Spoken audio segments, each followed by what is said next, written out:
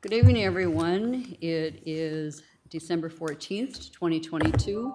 We'll call our budget and levy meeting to order.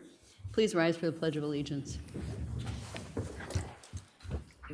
I pledge allegiance to the flag of the United States of America and to the republic for which it stands, one nation, under God, indivisible, with liberty and justice for all. And thank you, everyone, for being here, staff and citizens.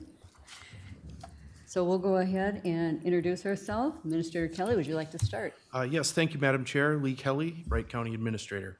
Mike Ketchmark, Wright County Board. Mark DeLayden, Wright County Board, retiring Wright County Board. Christine Hewsome, District 1, and I also am retiring. Derek Vetch, County Board, District 2. Meriwether, District 4. Well, I guess not retiring, but off the board. Not that I wanted to, but when you get well, I won't go there. Staff, go ahead. Frank, IT. Yeah. Well, administrative. Right. Staff. Lindsay Meyer, Finance Director. Levy, Assistant Finance Director. Patsy Joshua, County Manager. Joe Rod, Senior Accountant. Christine Hartwell, Business Manager for Health and Human Services. All right. Thank you all. All right. So we'll turn this over to our County Administrator for a budget overview.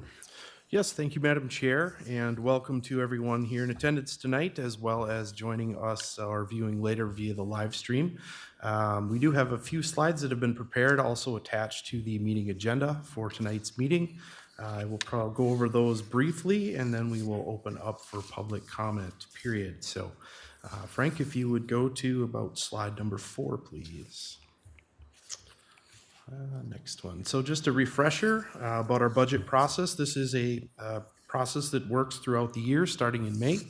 As it's noted on the slide, we are now at the public budget hearing that we are required to have for statute every year, held between late November and December before we adopt our final budget by December 30th. Go to the next slide, please. As noted on this, this is the overall layout of both the assessment process, which, as you see, goes back in the sales study, and we are again at the Truth and Taxation public meeting as denoted by the green box today. I will note that this is the meeting to discuss the budget and the levy. If you have questions regarding market value, your assessment, property value, or your classification, we would like you to put down your information on the table. We have a sign-up sheet, which we'll get to the assessor's office, who will contact you to discuss any questions you may have about valuation. So with that, if you bump ahead a few, Frank. So, Madam Chair, I just want to make sure it's out. Is there anyone in the room here today here to question the value of your home? If you're here to question the value of your home, we would actually set up an appointment to discuss with the assessors, because this meeting we wouldn't address the value assessed on your home. It would be the discussion about the expenditures and the revenue and budget of the county itself, not the value of your home. Thank you for Commissioner Vetch for that clarification. That was held earlier in the year. Mm-hmm. So I just don't want people to wait through when they realize Right. that. So it's real clear. Often people come for that reason. So, yeah, continue, Administrator Kelly. Perfect, thank you. Just a few slides. We thought oftentimes it's viewed that counties are kind of the invisible layer of government. So we thought we would talk a little bit about your tax dollars at work and some of the things that our county provides for services and the costs related to that. So Wright County, we have just under 513 miles of roads, 39 bridges, lots of acres of public land. Of course, we provide many things for public safety, including law enforcement, the sheriff's office. We do the dispatch for also the local PDs, as well as the county attorney, courts, and probation. Great River Regional Library, there's 9 locations in Wright County. That is a multi-county jurisdictional joint powers agreement to provide libraries in the central Minnesota area, of which we are a part of. Public health, providing services to the public to keep them healthy, as well as preventing illness, which has been so critical over the past few years. Support systems to support our families and those that may be in need, and also environmental services. We forgot vital records. Yeah. I did forget vital records. And they're very vital.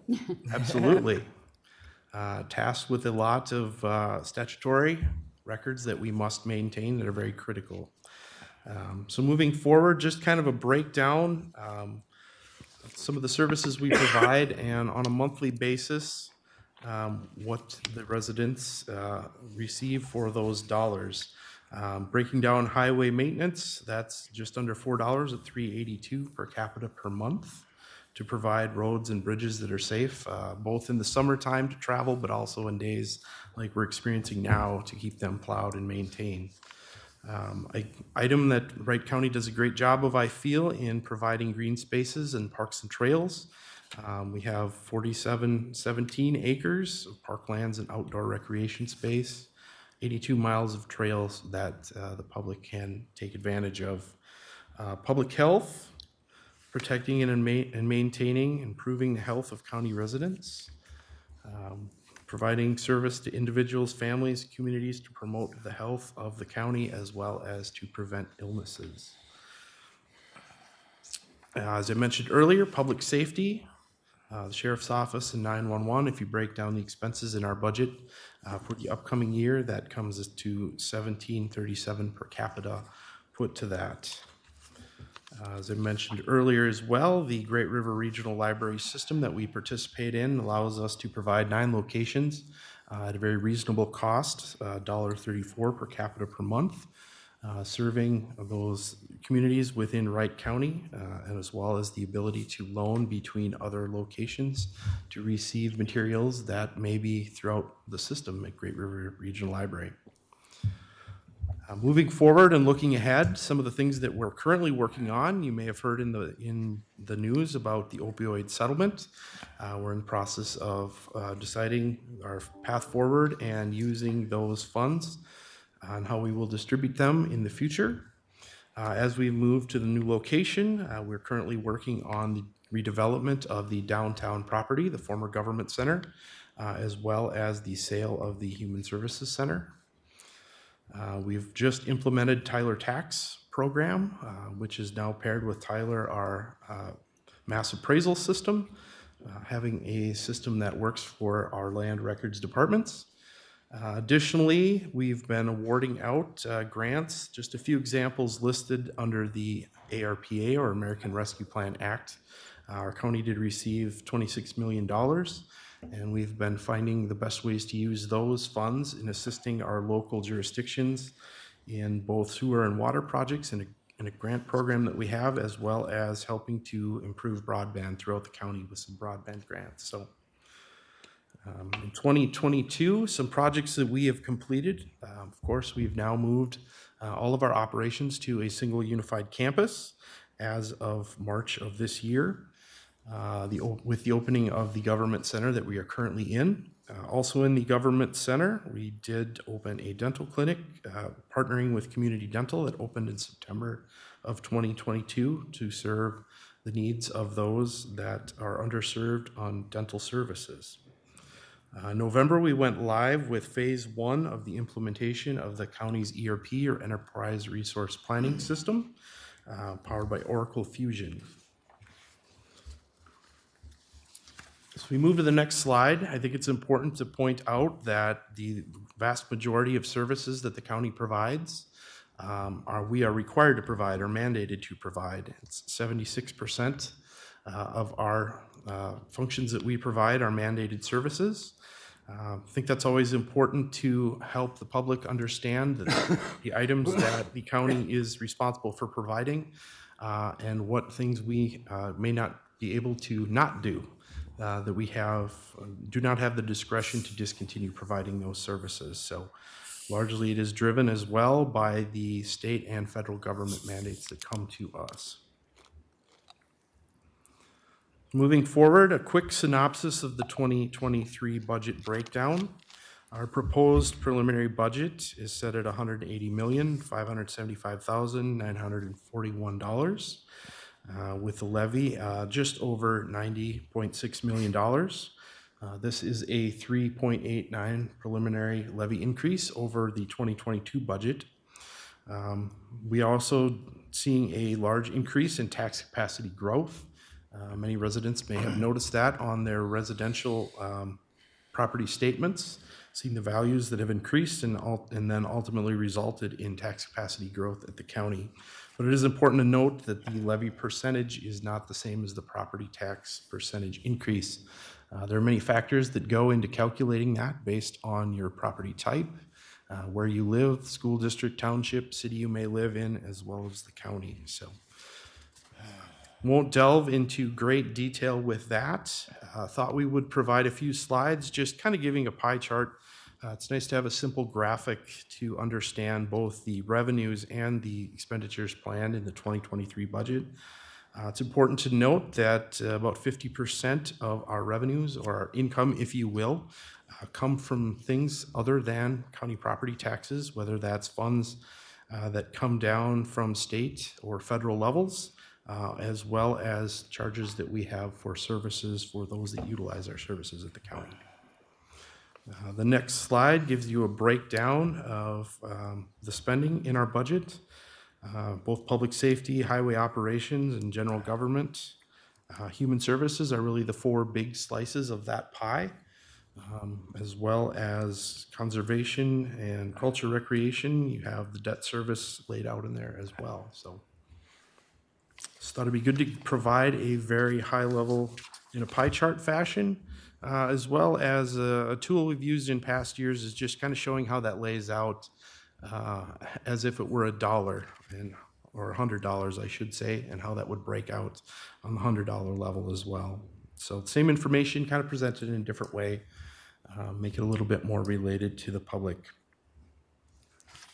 One thing I wanted to speak to very briefly, I mentioned earlier the market value increase. You may not be able to see very clearly on the small graphic there, but this is an item that's not been unique just to Wright County. Throughout the state of Minnesota, you've seen a large increase in valuations of property, around 20% for Wright County, but other counties around us have experienced very similar, if not more. So this certainly, we're seeing the valuation changes that have also resulted in greater tax capacity, but also valuations of property going up will impact people's taxes potentially as well too. So as our budget discussions took place, we tried to be very cognizant of that factor and the impact to the residential taxpayer specifically. As you'll note on the next slide, our tax rate is decreasing about 6 points with our proposed budget for 2023, trying to be cognizant of those impacts to the residential property owner. So I've provided a very quick overview. I've always felt that the purpose of this meeting, the primary purpose, is to get public input on our budget and levy. And with that, like to keep it short. So prior to opening it up, I would defer to the board for any additional comments before we open up the public hearing period. I guess my main comment would be that thank you to the staff for, helping us keep the budget as low as possible this year and levy, and that they all stepped up to the plate, and Commissioner Ketchmark was kind of instrumental in asking them to cut 7%, and they did. So we were fortunate that we could keep our levy percentage far under our growth. So, and Commissioner Vetch, you too were part of that, helping that, working with departments. So. I think Commissioner Ketchmark, attribute staff did a great deal of work in terms of going back and looking through and trying to be as lean and mean as we possibly can, especially in light of the shift in capacity from commercial industrial to residential. So since commercial and industrial property values stayed relatively flat, well, residential values went through the roof in terms of valuations. I don't think we've seen anything like this in any of our lifetimes in this room. No, so. I mean, it's worse than it was, I think, in 2006, 7, actually, but. So, with that. Madam Chair? Yeah. Commissioner Thank you Benjamin. for the good words. I guess being referred to as lean and mean and cut, it's not bad in a budget conversation. But it's just part of that, I think, is the new set of eyes and ears that are constantly coming on board, and you take another look at some of these processes, and sometimes there's some positive change that can come out of it, but our staff was receptive to work with us, and you can see these aren't small figures, and there's a lot of moving parts and non-moving parts that we get moving, and Well, and Here we are. it really saved time when we got to the actual budget process and the meeting with the departments and things, because, you know, we used to go through each item and really scrutinize everything and what can we cut, and this was a much leaner process, so thank you. right, thank you. Yeah, Madam Commissioner Chair. Lydon? I don't know, was it Commissioner Batch that, or was you that talked about how the commercial properties and industrial properties stayed flat? And the reason, down. the biggest problem that occurred there is the homestead credit. So when you want to talk with your legislators, tell them they need to get to work with dealing with the homestead credit, because the huge increase, people lost the homestead credit, which is why it tilted it more towards the residential and less to the commercial. As a commercial property owner, my taxes actually went down on those two properties. So And it's an issue from the state level. And we met with the legislators last week, and they were very receptive. I mean, they really, you know, listened to us, and they're in agreement. So hopefully they can, you know, have some weight at the Capitol when they're making decisions. Madam Chair. Yeah, Commissioner Wetter. It didn't help either because of the Twin Cities and their crime rate. People were running from the cities and going to something that was close to where they could still keep their jobs in the cities. And then the interest rates were low enough. And when people are willing to offer so much more over what the people are asking for, there's a bidding war on properties that increase the evaluations on everybody's extremely. So that didn't help us either, the whole No, situation. it was historically high. Sales were historically higher than assessed values. Yes. So that was, So that really contributed to the high valuations of all the properties. yep, very true. All right, any other comments from the board? Otherwise, I would open this up for comments, and we are requesting limit to 3 minutes. Please go to the podium, state your name and address for the record, and each person wishing to comment will be heard initially before repeat opportunities are extended. So, anyone from the public that would like to speak? Is there anyone from the public that would like to speak? Come on, Lane. Is there anyone? Lane, come on. We're expecting you. Last call. Well, Les Potter or Leander, you guys want to say anything? Yeah. I don't think. I'm a gentleman, I wait till everybody else goes first, and then I come after. So, All right, I think it's down to think you. it- I Les think it's Potter, a- you want to say anything, or Shouldn't Potter say something? He's got- Like, how is the weather gonna be in Florida? no, we're only here to talk about the budget and levies. I want to hear Leander sing. No, he can't sing right now, unless you expect coughing to be singing. No jingle bells? Did you want to, something? Oh, Okay. he's got a good Please question. step up to the mic. And by the way, I just write them down when I come in here. I never come in here that prepared, so.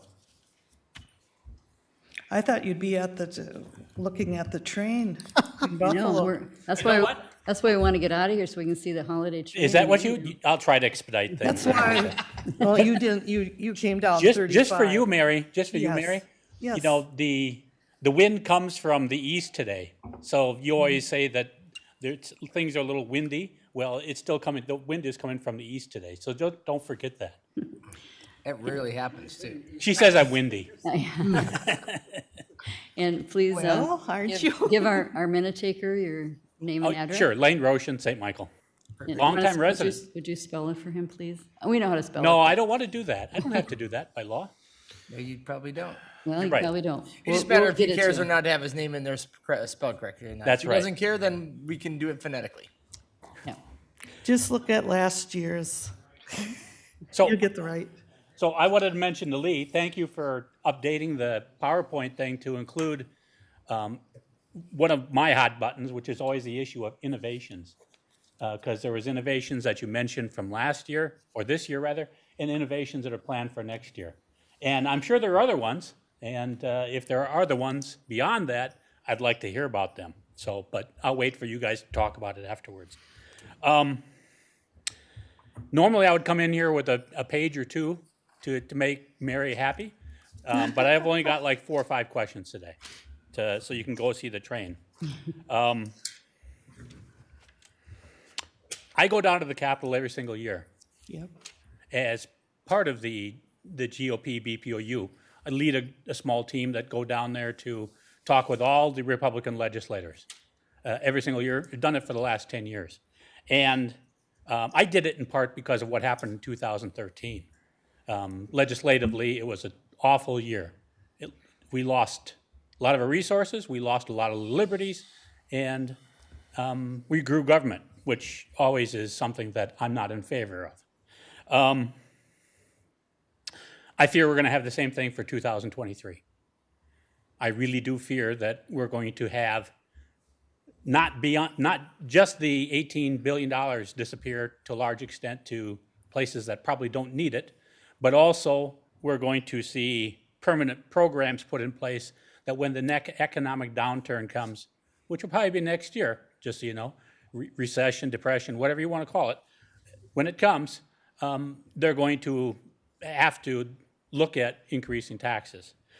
Where I'm coming to with the whole issue of mandates, which you know that I've always talked about every single time I've come up here and talked about it, is I got to take a look at, somebody gave it to me, and I'm not going to mention who, gave me the entire PowerPoint deck of the county mandates, because I know a full project was done to look at that, which I appreciated that information because I talk up here, I see that it's 76% of the overall budget is mandated services that are done, another 13% in quote-unquote core services, which aren't mandated, but maybe some would consider them nice to haves, some consider them have to haves. I believe the core functions include roads. Core functions, a lot of them are the support services to meet the mandates, HR, IT services. Government services? Yep. Yeah, basically, we wouldn't be able to function on IT, or we wouldn't be able to function as Health and Human Services without finance and without health and humans, or without human resources. The services that basically keep us efficient, the things that keep us out of litigation, the things like that. So my question more than anything else, I realize that most of it is state-driven, which is why I go down to the Capitol every year, fighting on behalf of Wright County taxpayers and, by the way, liberty-minded people who are tired of what the state does to people in this state. But I realize a lot of that is driven here. My question with regard to mandates at this level, at the county level, as it would be for the school district or at the city, how much flexibility do you have in terms of how that mandate is completed in the county? How much do you do from maybe just give me a couple examples, how the projects, or not the project, but the things that you have to do, how much leeway do you have within that mandate? So let's talk about the mandate for Human like services. a person that gets waived, or Madam Chair, I'll take it on. Yep. So let's talk about somebody who is deemed financially broke and they are at their end of life. They have to go from living in their house to a county nursing home or a county paid nursing home. So that would be considered, they'd be looking for waivered services. So you'd have to go through what is called a min-choice assessment. So you'd have to actually bring out a county social worker to go through an 8 to 14-hour assessment that looks through what they can and can't do and determines, yes, you have no money, yes, you do have money, and finding out what money you have left so you can get that liquidated so that when you are actually officially zero broke, that you are then deemed to be county pay. Now, when we say county pay, it's the actual payment to the nursing home is all state and federally actually paid for. The part that the county taxpayer person is actually paying for is the employee that's doing all the assessment pieces and determining whether you have any money or don't have money, how much you can move, how much you can't move, things of that nature.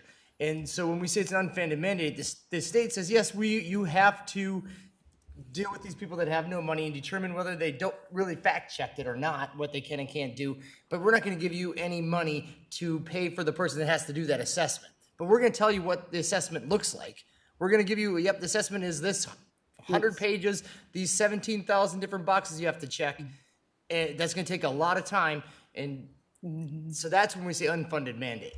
And just to piggyback on what you said, so we did discuss this with the legislators because they not only have to do this 8 to 14 hour assessment on someone, they have to do a reassessment on them a year later. Mm-hmm. So that's, I mean, why? Why do they have to go through that big process again when the person, you know, say they're paralyzed in a wheelchair, they have not changed, you know, so why do they require that same cumbersome assessment process? And you know, they get it. They get that. So, yes, thank you for fighting because we'd like to get some of these things changed. And I don't know that I'll be doing it again this year because 2013, it was pretty much a fruitless exercise to go down to the Capitol and push at our legislators to do so. And I fear it's going to be the same way this year. So I don't know if I'm going to go down there this year. I certainly will fight for the county and fight for the county taxpayer. But I might do it more on a personal level rather than through the BPOU group. Some people know more about that than other people here. What I hear you saying with respect to the mandates is that it's really a checklist of things that you have to do, and you have to check the boxes, and there is a cost that you have to bear for every single thing based on what the state tells you have to do. Right. And that's all 76% of the thing. All 76%. All 76, almost all of them are like literally, you have to meet this person's need. And here's like Wright County being super lean. I mean, if you look at it on the number of employees we have per capita to the number of residents, we are the lowest. The chart that's out there, it has 2 counties above us, but those 2 counties don't have contracted sheriff's services. Right. So if you subtract that out, we are the lowest for the number of employees to citizens in the county. Mm-hmm. So we've taken your asking, but it's a matter, but we're still at the end of the day, we have to meet these services. And actually to the point now, like that min-choice assessment, if your mother was broke and had to get out of her house and had to go someplace, she could potentially wait 60 days till we could even get a min-choice assessment it's 2 months behind because right we have created such a backlog. I mean, there's about being mean and lean and mean, but now we're actually flirting with litigation because we put ourselves at litigation risk at a certain point because these are statutorily, we're required to do this. So and there again, I mean, you're right. We have 5.8 employees per 1,000 people, but with the 2 that are lower than us, I mean, they aren't because of our contracted service or our contracted sheriff's department. And there is a county that has about almost 27 employees per 1,000 people because they're small, but they still have mandated services. So there is economy of scale in a lot of these things. So we are running lean. Well, I had hoped to take that deck that I've looked through. I haven't gone through it in complete detail, but one of these days I will. I deferred it because when I saw the election results, I realized there was going to be no hope in going down to the Capitol to get things changed. But, you know, like I said, in a couple years' time, things can change again. And I hope to have a future discussion about this at a different time when I can be more windy. But I'm not going to do that today. How are we going to protect the taxpayers? Because I remember 2009. Painfully, I remember 2009. How is the county protecting taxpayers against the downturn at the very least, perhaps collapse in the construction business? Madam Chair, you want me to talk about it? Yeah, go for it. So we have been working diligently with our financial planning to fund ourselves in a mechanism way that we'll actually be able to buy off bonds in around 2026, 2027. If there was a downturn prior to that, that fund balance that we're growing, we could use that to buy down levies for a period of time to offset any downturn in the economics. So I feel Wright County citizens, at least in the short and midterm, are very safe. And even in the long term, they're in a very good position, because if we don't have to use those funds and we're able to call those bonds early, we're going to set the We'll lower taxpayers we'll be able to We'll lower our have expenses. a very, very flat and potentially a trajectory slightly down depending on growth in the county over the next decade. So we have lots of mechanisms that we could pull, especially having a funded capital improvement plan. We could also push out capital projects further out and use that as a way to offset operating expenses for a year in a downturn as well. So there's a lot of things that we could do. Deferring for a year. I mean, this could be prolonged. This could be more than a couple years' time where you have this kind of downturn in the construction business. We could do it. We could do it. We would be, I look at it, if we had to no longer pay off the bonds in 2027, we could take those funds and we could buy down a levy for about 4 years. Right. With that, which any downturn that lasts more than 4 or 5 years, we're going to be talking Great Depression type. I mean, and even after that, then you could still push out capital projects that could take you 6, 7 years after that. So you could we're in a very, in my opinion, healthy economic situation in comparison to peers, because that's about the only thing you can compare to. I never care about anybody else but Wright County, of course, because that's what matters. Yeah. Madam Chair, Commissioner Wetter? just to answer some more on that, also less spending, or more, less spending on things. That's another way of combating that. You heard we asked for 7% from all the departments to lower their budget by that much. And yes, it's very hard listening to them, and they make pretty good reasons for why they need this or that. Right. But I won't be here, but the rest can say no to certain things. Right. And, I mean, there's certain things that we can't protect them. I mean, back in 2008, when all these people were upside down on their mortgages, and it was sad. It was very sad. But, people, they lowered the restrictions, and so people were taking out loans that they couldn't afford. I don't know if that's what's happening now, because with 409 new homes in Otsego, and they're pretty nice homes, and 251 in St. Michael, I mean, I don't know. We don't know each individual or each family's situation. No. I look at barometers.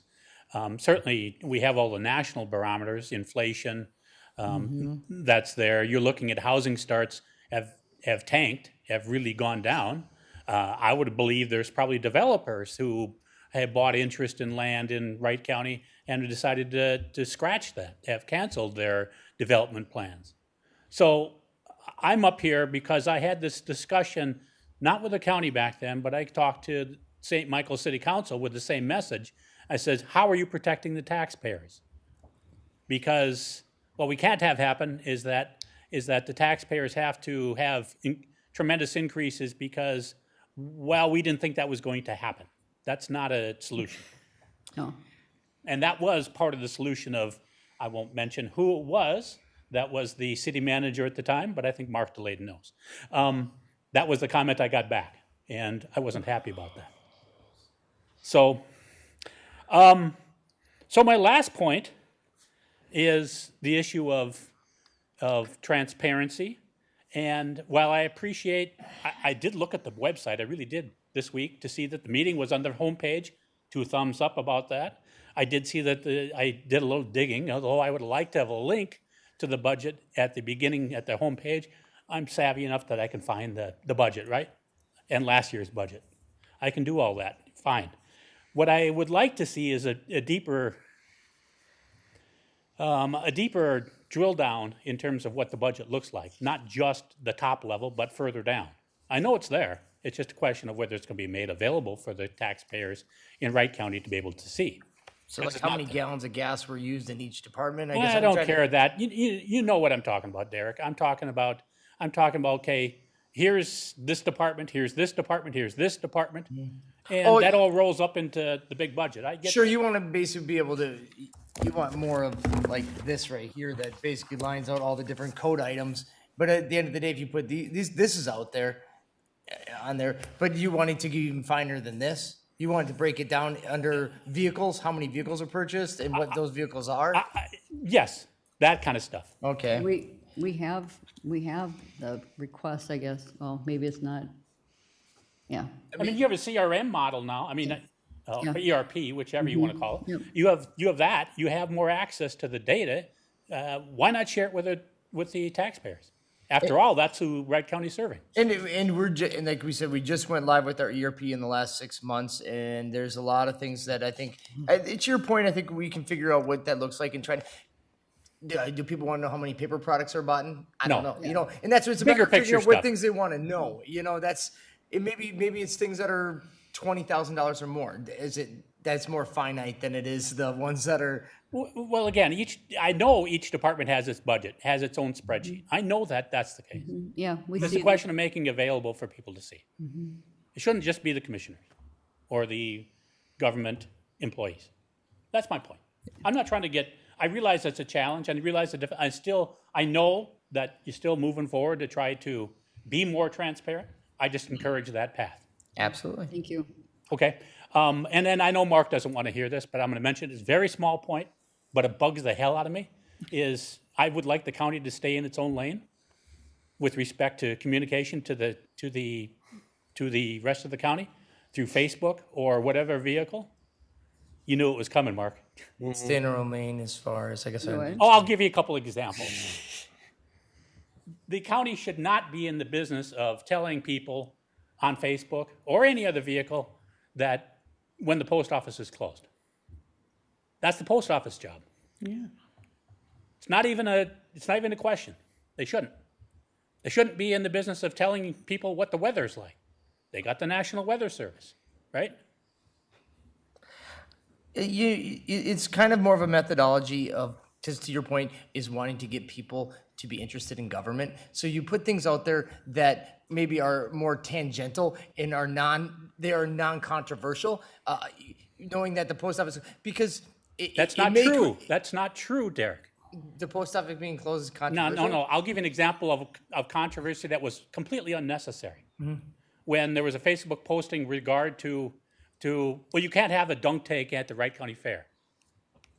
Okay, that one which was pulled, and It was out there. I saw it. But in that way, are things put out that it happens? Yes, that one there was probably not done in the best of light because not realizing when it went out. Yeah, but that one actually is more in our county lane than a lot of things because we actually heavily fund, the percentage that we fund the county fair is quite high. We don't fund a post office, but we put out there that it's closing. I mean, I would say if you want to talk about staying within the lane, that one would be within the lane of things for us to report on because we fund it. You understand, Derek, my philosophy in life is keep government as small as possible. Do not let it grow into other areas unnecessarily. And this would be an example where even though I've heard it doesn't cost anything, it only takes 5 minutes, it's not the point. The point is it's not the county government's responsibility. And that's fair enough. I mean, I'm under the knowledge that I want to be able to do whatever I possibly can to get people educated on government. And if it means that if it brings up 5 more people to the table to see county information because they found something that was a little bit more tangential to the county, absolutely. I'll take that. I will disagree with that 100% every single day. Because what you're doing is wasting people's time by duplicative posts because the National Weather Service is already posting about, we're going to get 6 inches of snow tomorrow. They're already doing that, okay? The post office is already doing what you're talking about. And those are easy ones. I mean, I guess that little bit of it, like you said, if that's I appreciate your perspective on it, but I don't complain about. and that's what we disagree about. That's the most furthest of things that we have to worry about. I realize it's small potatoes, but it's the image, okay? It's the image that county government knows no bounds. It needs to intrude in every aspect of people's lives, including Facebook posts. Madam Chair, Commissioner Ketchmark. thanks for coming in. I think the easiest thing probably that you mentioned that we could probably do better is the department budget, making some of it more public. Yeah. That should be pretty easy, and I'd be willing to sit down with the budget team and pick some things out that, yeah, it starts out with a book 3 inches thick, but when we're done, At least 3 inches. Yeah. when we're done, it would be more to what you're looking at. And I know firsthand, because every year I look at every line of every item, and it takes almost 2 weeks. So now they've been good at getting us 2 weeks to look at it, rather than 5 days or whatever. You really can't do it justice. On the social media, I got a question for Administrator Kelly, because the communication specialist, I think, has reported directly to you. Is that the person that has full access to posting all this? And is there a process that if he thinks something should go on there, that it goes through another set of eyes or ears first? Maybe that would help all of us. I think it's a philosophy. I think it's a mindset. I'd like him to answer for all of us, though, okay? Thank you. Certainly. I mean, we've had the direction that we're trying to get information out to the community, and often we have direction and discussions about the types of items that we want to post and try and keep that up to date. And most importantly, we try and make sure that any inaccurate information gets corrected on the social media before. So who's the we, though, that you talk about that goes over this stuff before it gets posted? That's myself and the assistant administrators. So like you, the 2 assistants, and communication specialists? Okay. Because you were here a year ago, and you made your point last year was that the county was putting where the cheapest gas was in Buffalo per gallon. That was your... That's another post that should never happen. That was this year. That was this summer? I wanted, I think that it's was this your summer. year. I wanted to post what the oil change costs were per oil change loop stations in Wright County as a result of that. No offense, Mark. None taken, because we can disagree. All right, well, I see the point of relevancy, though. I see that there's so much going on here. I think there's enough we could put on the county site related to county business without just putting fodder out there to potentially generate interest to go to our site. And I just don't look at it myself. Yeah, and I mean, I will struggle because I'm going to ask Lane here, because there's things that I've directed our communication team to put out there regarding state deed grants for different automation. State what? For deed. Grants through deed. I've instructed our staff, hey, I got a notification that, you know what, there's these applications that are open for businesses in Minnesota. Well, I asked him to put it out there because deed doesn't do a very good job on it, so I need to get it closer to home. See, that's county government business. That's a little different than But isn't post it, office that's, business. That's different than gas station business. You have a different, but okay, so That's different than Wright County business, Wright County Fair business. Well, I think that, regarding the gas, I think that was just a public interest. I mean, Everybody knew that, though. no. And by the way, again, No, they don't. yes, they do. No. It's very unfair to any of the, I don't own any gas stations, by the way.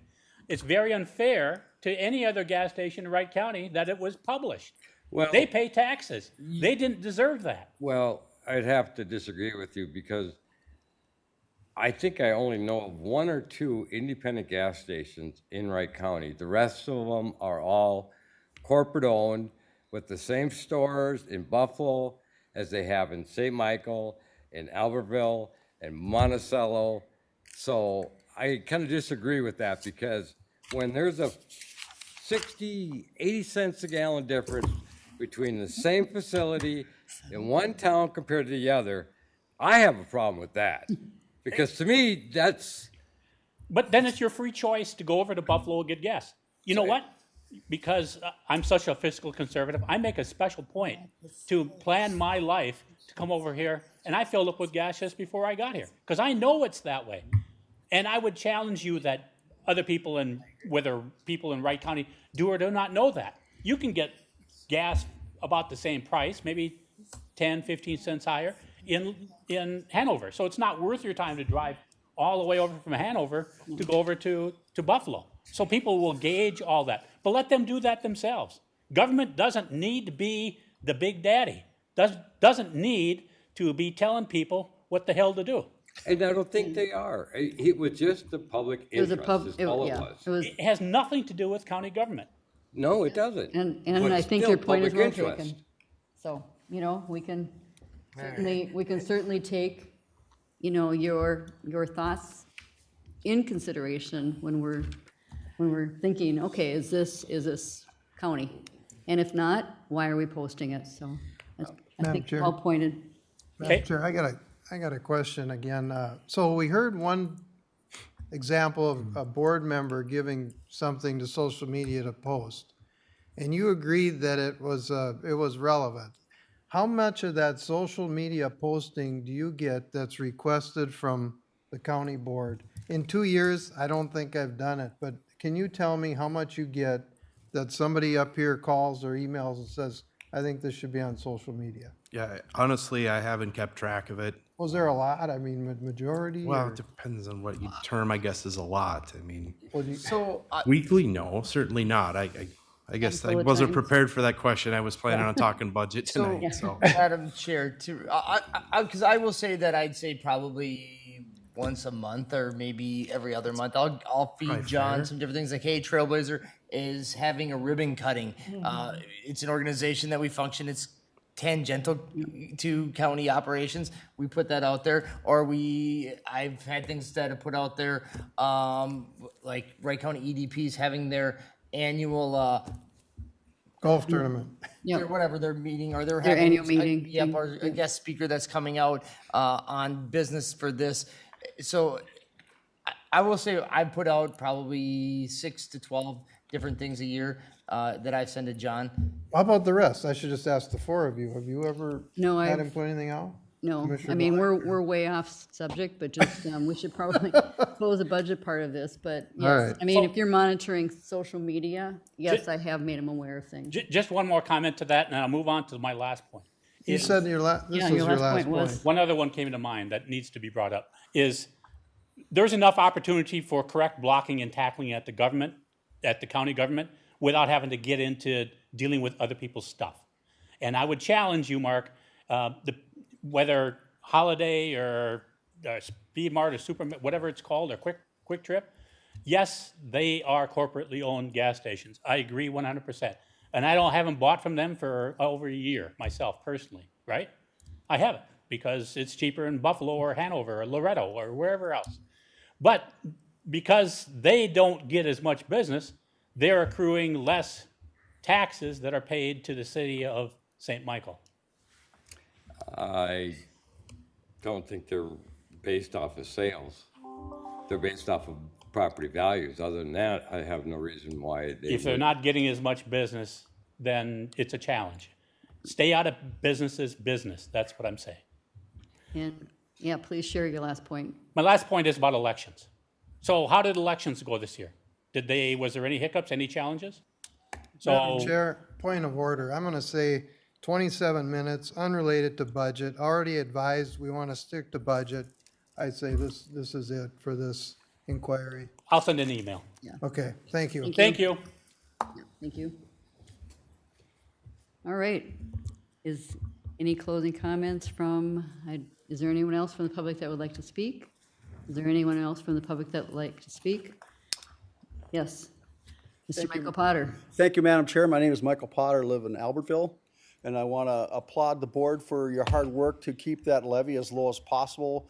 With the shift of the classifications, it was more than just a regular challenge. This was beyond, and my values went up, but when you put all the numbers together, actually you stayed pretty darn low.